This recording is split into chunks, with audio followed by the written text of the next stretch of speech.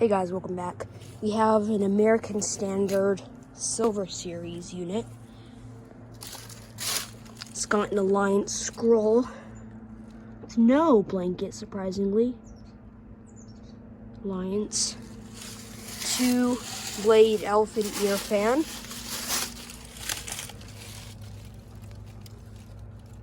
That's the datasheet, manufactured in 2021. 2.5-ton unit.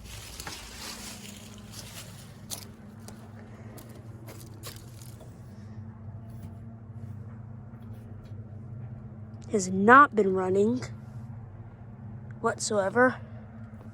Yeah, has not been running. Full of leaves, but it's a very interesting system because this does not have the matching American Standard furnace.